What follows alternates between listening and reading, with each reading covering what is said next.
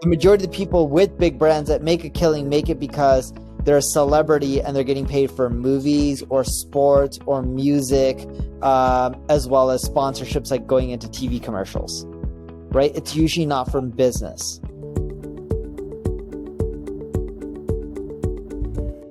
You have a very big reputation in the SEO industry. Everyone's very well aware of that. But you also have people who are haters, right? And I even get haters on my stuff, and my audience is tiny compared to yours.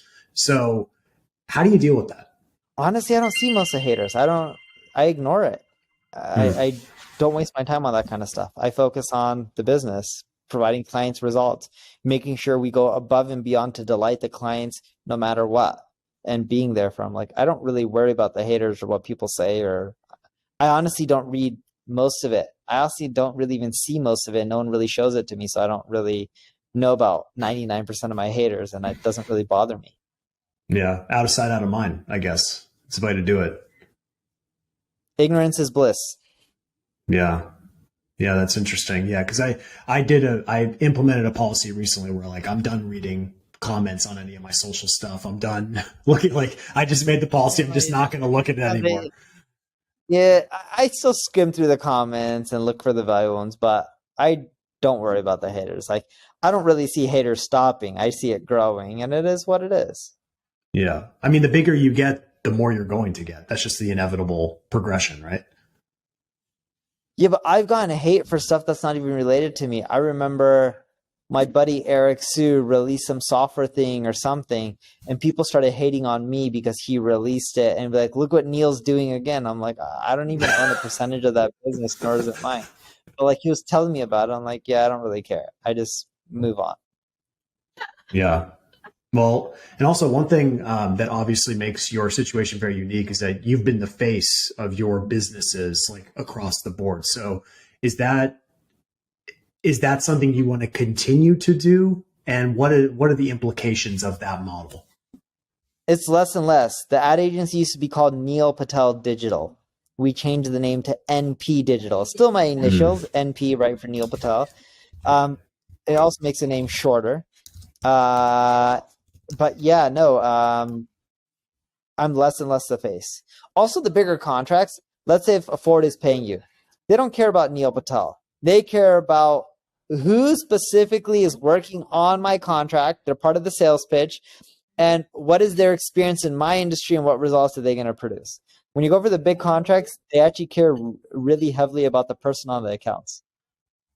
Interesting. Yeah. So you may have got them in the door though, because of your face. So how much has that benefited No, you? remember 77% of our business is from referrals and RFP and employees.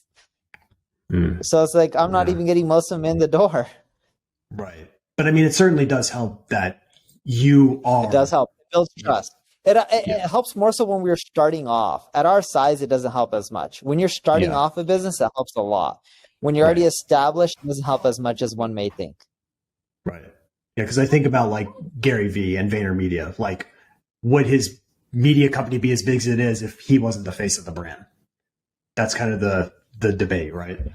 I think it helps. I definitely think it drives some of the revenue, but not as much as most people think.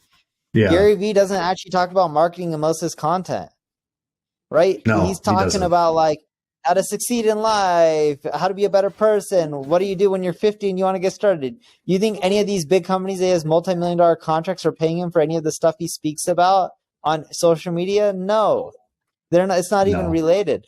They're coming to him because of the team and the value. They do believe that he's really good at vision, storytelling, social media, marketing in general, but they're looking at the team that's working on the accounts. You want to know how VaynerMedia is getting a lot of their contracts and winning the business? I know a lot of the people that compete with them for RFPs. They undercut people in pricing. They're usually the cheaper provider in year one, and they're hoping they make their money on year 2 and year 3 and slowly increase their margins. Yeah. Based on their public information that they posted about their agency, mine's already larger when you're looking at from a cash flow standpoint, right? Different way of growing. Do I have a bigger brand than him? No. But again, the way most ad agencies build their revenue is relationships. Right. Has he done an amazing job? Yes. He's crushing it. He's done extremely well with his ad agency. What most people don't realize is It's not that he's just done well from the ad agency. Look at all the ancillary businesses that he's also created. What was the one that sold? One sold to Amex, I believe it was. One sold to some other wine company or something like that. But he's created some nice businesses that, have sold for a lot of money. Yeah. And obviously on the back of his personal brand, right? So, some of them, yes. I'm not trying to discount his personal brand. I think he's done one of the best jobs out there for a personal brand. But more so, what I'm giving him credit for that I don't think a lot of people give credit for is personal brand is part of it, but he's done an amazing job with operations and execution. Right. Personal branding is just a piece of it. If he couldn't actually do a great job operating and executing, there wouldn't be the businesses of this scale. There's a lot of personal brands out there and people that are much more popular than him on Instagram and Facebook, but they don't have the skill set on picking a big enough TAM for a business or figuring out how to build an operational team or an executive team that can go and execute on it really fast or helping him out with strategy. There's a lot of things that he does to make it successful that's outside of the brand that are super important that most people overlook that I think is a big key to his success. Yes, brand is super important, but without those other elements, he wouldn't do even 1/10 as good as he is doing today. And if you look at influencers out there, there's a lot more people on social media that are way popular than Gary Vee. And again, I'm not trying to knock him. I'm actually trying to give him credit because a lot of those other people don't make a fraction of the money he's making because he understands trends, operations, execution, and all of these other elements that you need to create something that's super successful, right? It's not just brand. That's the point I'm getting at is those other elements are, in my opinion, more important than just brand. And he has been doing those other elements extremely well as well. Yeah. Yeah. I mean, there's a lot of people with huge audiences that don't have big revenue businesses. So that's clearly not the only part. It's not even the majority of the part. Majority of the people I know who have big brands don't make a killing. Yeah. The majority of the people with big brands that make a killing make it because they're a celebrity and they're getting paid for movies or sports or music, as well as sponsorships like going into TV commercials, right? It's usually not from business. Yeah. What Gary's done well is he's used his brand to create businesses and then flip the business. Like that, what was that? One of the companies called Resi or something like that. I forgot the name. Yeah. Right? Yeah. Done really well on that. He did really well on his NFT project, but again, with that creates a lot of expenses. That Resi business, I don't know what it was called. Well, I can actually look it up right now. Gary Vaynerchuk sells company to, I think it's Amex. Resi, the CRM. So let's look this up. Amex buys Resi. American Express intentions to announce today for $1 million. I know it's more than $1 million. I don't know the exact price point, but either way, it was out there somewhere. I forgot. He mentions it somewhere. Some article mentions it, but either way, he's done really well and has made 9 figures from a lot of other stuff that no one talks about. And all I'm trying to get at is a brand is only a small piece of the pie. You need the other things to do really well. If you look at people like him and me, and I don't have as good of a brand as Gary does, it's the other stuff that really builds a company. If you look at most of the big companies out there, the largest ones, it's not a personal brand that builds that organization. Yeah. So you obviously, what's probably helped you a lot is just time doing this as well. You've had such a long time doing this, so much experience compounding that has led you to this point, right? So now, if you were starting today, would you have done it the same way, or would you have done things differently? Would you have started with the personal brand, or would you have decided, no, I'm not going to do personal brand, I'm just going to go kind of corporation style? That's really hard to say because all the previous stuff I've done has allowed me to have enough money to make NP Digital my fastest growing business. And with NP Digital, I don't know how much I spent. More than 3 million. My guess is maybe less than 5 million that I put in my own capital into the business to get it up and running. I didn't really keep track of some of it. It was at different times, and some of it got repaid, and then I had to put more money because sometimes you have ups and downs. But when I look at the numbers and my growth, the first year, I think we did like 5 million in revenue the first year, 5-6 million as an agency. I think second year was like 15, 16, if I had to guess. I don't have the exact numbers, but it was something like that. You look at my CEO, who we pay our arm and a leg to, he's well worth it. He drove $7+ million in revenue last year by himself.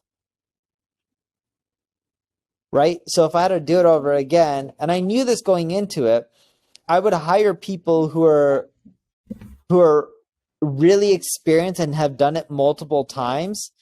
For example, my CEO was a president of iProspect, which is a division in Dentsu, and I think he had to deal with 4,000 or 5,000 employees, right? I don't know how big iProspect was in revenue. If I had to guess, somewhere between 500 and 800 million. I kind of have a rough idea, but it's somewhere around there.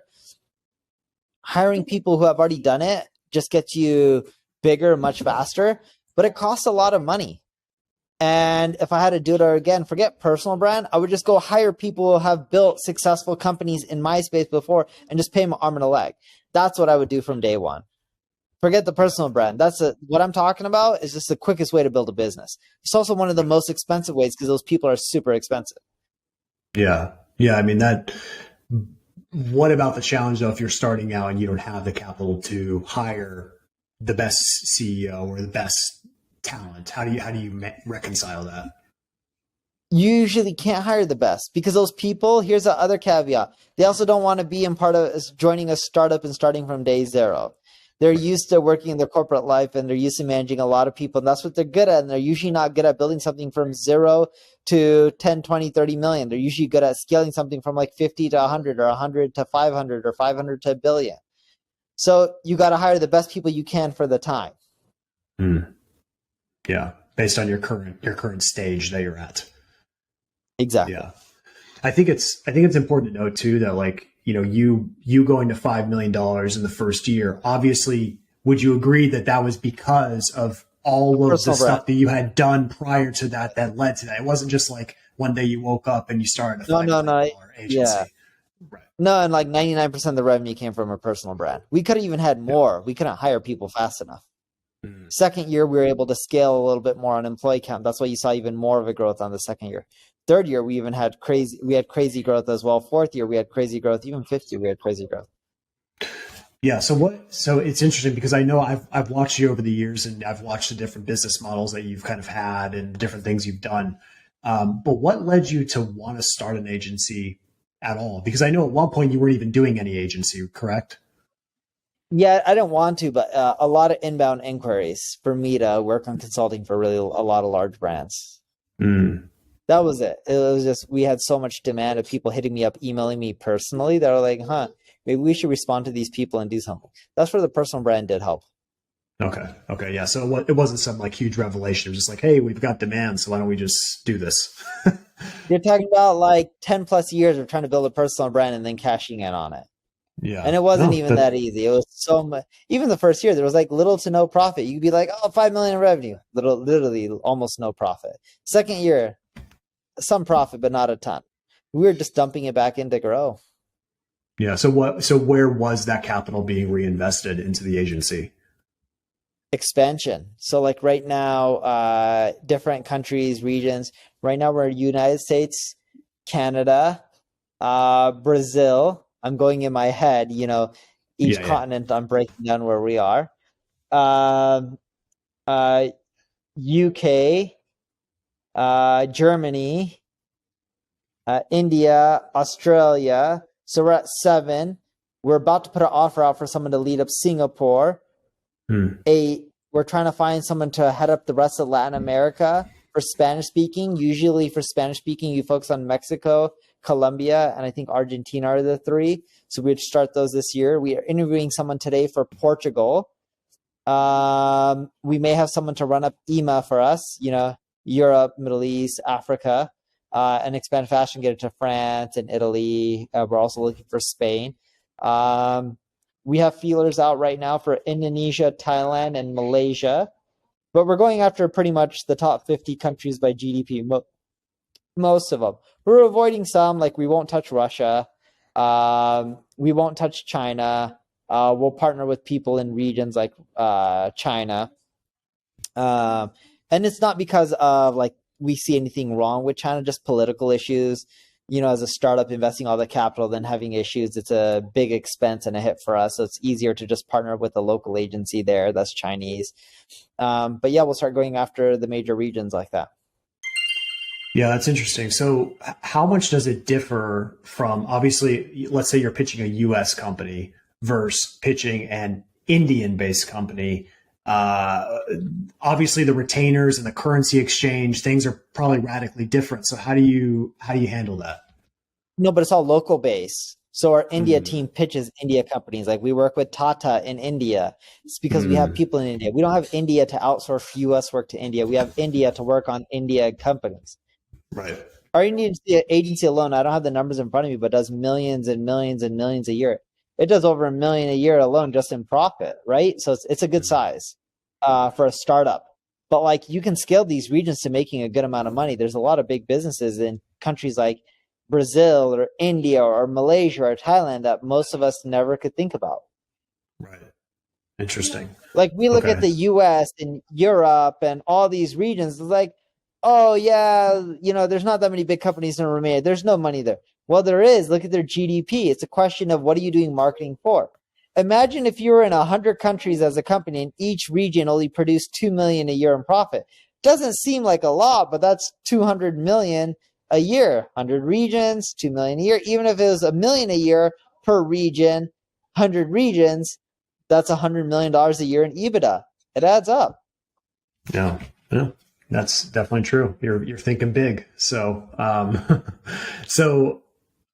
how about the day-to-day operations? Because I know you're not operating a lot of time. Yeah. I spend 60, 70, 80 hours on the business a week, but I don't do day-to-day. When I mean day-to-day is I'm not on the management calls. I don't do the stuff that I don't like. I focus mainly on like client work, results, strategies, tactic, marketing. I enjoy it. To me, that's fun. People are like, dealing with like client marketing and figuring out new strategies to grow a client's traffic, that sucks. But for me, that's fun. Yeah. I don't want to deal with finance and accounting and like HR and all that kind of stuff. That's the stuff that I tend not to deal with. Yeah, so but you need to deal with that, right? Like legal and all that stuff. Someone has to deal with it. Yeah. So are your days similar or are they different most days? Something always new that you're working on? Similar, mainly phone calls. Like talking with my team. Oh, you tried this strategy out for this client. How about you try this one out? This could be really cool. If it worked, roll it out to all clients. Like just brainstorming, having fun with them. That's the stuff that I love. Okay. Yeah, that's good to know. So at this point, like obviously you're not doing this for money anymore. Let's be honest here. You're not doing this for money. So what's making you do this? Why have these ambitions? Yeah. It's just fun. We're a little different. Like we don't care for like multiple homes and all that kind of stuff or Ferraris. We have nice homes. We have a house in Beverly Hills we never live in. My wife and I are thinking about getting rid of it. My wife focuses all her time on raising our children and philanthropy. She, heads up some organizations and has some fun doing that. And eventually we'll give away all our money. We don't think our kids need it. We think other people need it. But I love making it. It's fun for me. It's a game. My wife loves giving it away. And our kids can go earn it like everyone else. Yeah, that's a good point.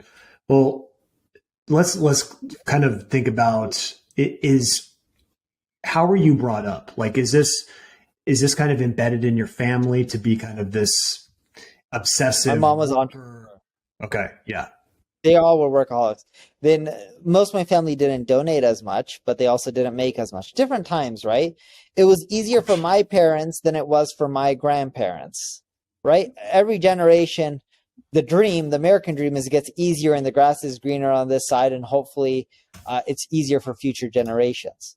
Now, I don't think it's necessarily true. I think it's actually harder these days for new people that are being brought up to buy a home or do a lot of things, but hopefully people who have money can give back and help all the other people who aren't in as much, don't have as much privilege.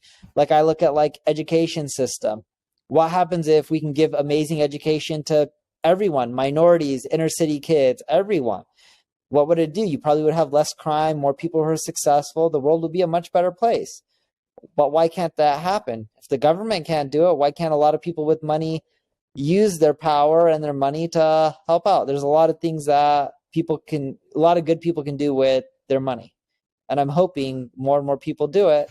And if you look at what my wife and I do, we actually don't do that much compared to the grand scheme of things. You look at what people like Bill Gates or Warren Buffett are doing, they do much more than my wife and I. I don't think we'll ever be able to do what they'll be able to do because we don't have the capital and the resources they do. But, if everyone can just do their part, hopefully it makes the world a better place, as cheesy and cliche as it may sound. Yeah.